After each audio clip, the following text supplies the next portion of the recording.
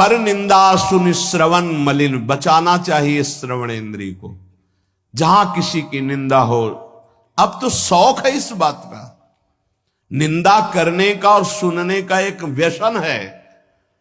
अपने को बड़ा अच्छा साधक मान लेना, दूसरे को हे मानकर उनकी निंदा करना, ये क्या कर रहे हो?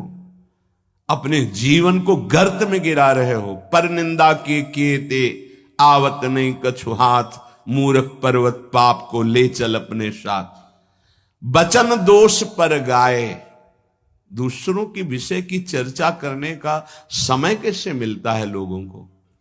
नाम जप करो, अपने विषय में सोचो, तुम्हारा मंगल कैसे होगा, तुम निष्पाप कैसे होगे, तुम्हारे दुखों की निवृत्ति कैसे होगी, तुम अपने कर्तव्य का पालन कैसे करोगे, तुम्हारा धर्म क्या है, इस विषय में सोचो।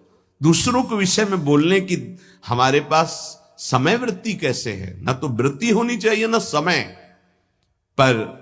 पर निंदा सुनकर श्रवणेंद्रिय मलिन हो गई और पर निंदा करके वचन मलिन हो गए, और अपने प्रभु से विमुख होकर, हरि से विमुख होकर सब अपवित्र हो गया। शरीर अपवित्र, इंद्रियां अपवित्र, हृदय अपवित्र, स्वभाव अपवित्र। खास बात कह रहे हैं, शास्त्रों में बहुत वर्णन है। पाप नाश के बहुत से उपाय हैं, बड़े बड़े व्रत, कृच्छ चंद्रायण आदि व्रत, उपवास करने से कुछ पाप क्षीण होते हैं, लेकिन पाप प्रवृत्ति का नाश नहीं होता।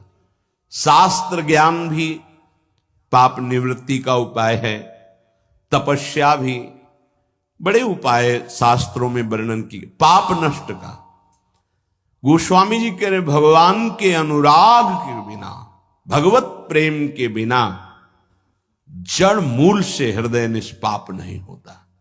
पाप की जड़ है प्रवृत्ति, वासना, कामना, तृष्णा, स्पृहा, इनका जड़ से नाश हो जाता है जब हृदय प्रेम से द्रवित हो। अपनापन जब प्रभु से होता है, मेरे प्रभु, जहां हृदय में द्रवण क्रिया हुई, आंखों में अश्रु बहे, वो जो पवित्रता होती है, मम भक्ति युक्तो भुवनम पुनात, लोगों को पावन करने की सामर्थ्य उसमें आ जाती है। ये अनुराग प्राप्त करने के लिए मानव देह मिला है, हरि अनुराग। प्रेम प्राप्त करने, कहां प्रेम लग, जरा सी बात हमारे प्रतिकूल हो, हमारी गुरु निष्ठा, भगवान निष्ठा, पता नहीं कहां माया किस कोने में कर देती है कि उस समय में हम केवल उस सामने अनुकूलता को देखते हैं, प्रभु को नहीं देखते, प्रभु के विधान को नहीं देखते। ये नहीं समझ पाते कि हमारे सामने प्रश्न उपस्थित हुआ है, अब हमें अपनी इष्ट निष्ठा, गुरु निष्ठा को परिपक्व रखना है। साधन में उन्नति अपना पुरुषार्थ और गुरुदेव की कृपा, भगवत कृपा दोनों चाहिए।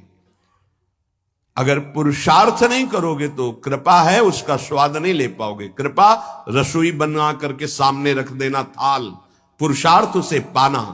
पूज्यपाद श्री उड़िया बाबा जी महाराज कहते, साधक का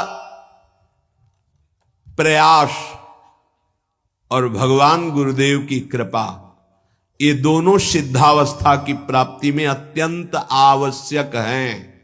कायर बन के हाथ पे हाथ रख के बैठ जाए कि वो कृपा से सब हो जाएगा, ये कायरता कृपा नहीं सिखाती,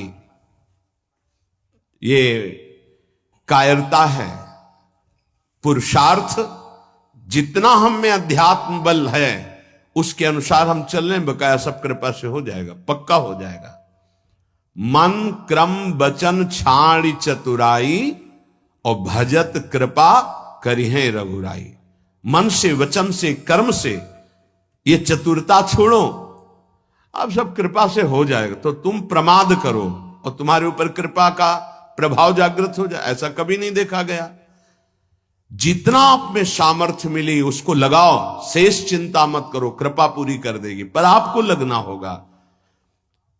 साधक का पुरुषार्थ, निज चेष्टा और भगवत गुरु कृपा, ये सिद्धावस्था को प्राप्त कराती है। साधक का पुरुषार्थ अगर नहीं लगेगा तो विपरीत दिशा में चला जाएगा, असाधन बनने लगेगा। उपासक गुरु को कभी मनुष्य न समझे, भगवत विग्रह को कभी धातु का न देखे कि पत्थर की मूर्ति है कि अष्ट धातु की है कि ये काहे, ऐसा कभी प्रश्न न करे। इष्ट देव का अवतार होता है अर्चा विग्रह रूप में, अर्चावतार। दो प्रकार से प्राण प्रतिष्ठा होती है, एक होती मंत्रों के द्वारा और एक होती भाव के द्वारा। निरंतर जो मंत्राकार वृत्ति की हुई भजन में डूबे हुए महापुरुष है, जब तदात्म वृत्ति से श्री विग्रह की तरफ देख ले, उसी समय हलचल पैदा हो जाएगी। प्राण प्रतिष्ठा हो गई, छाती से लगा लिया, प्राण प्रतिष्ठा हो गई। मंत्रों का एक अनुष्ठान वैदिक सिद्धांत से और एक है भाव सिद्धांत। धन्ना जाट के भांग के बट्टा में कोई प्राण प्रतिष्ठा मंत्र से नहीं हुई, भाव से भगवान प्रकट हो गए थे। सिलपिल्ले बाई के भाव से भगवान प्रकट। जब हम अपने प्रभु को अपने प्रभु की भावना से प्यार से देखते हैं तो वहीं प्रकट हो जाते हैं। जैसे खंभा फोड़कर नरसिंह भगवान प्रकट हो गए प्रहलाद जी के लिए, भाव से देखा नामदेव जी ने तो कुत्ते से भगवान प्रकट हो गए, भाव से देखा भूत से भगवान प्रकट हो गए। तो फिर श्री विग्रह में भगवान नहीं प्रकट हो जाएंगे जब भक्त भाव से देखेगा। और भाव न हो तो भगवान में भी भगवान नहीं दिखते। दुर्योधन को कहां दिखते थे? दुर्योधन दुशासन इनको नहीं दिखते थे, भगवान में भी भगवान नहीं दिखते।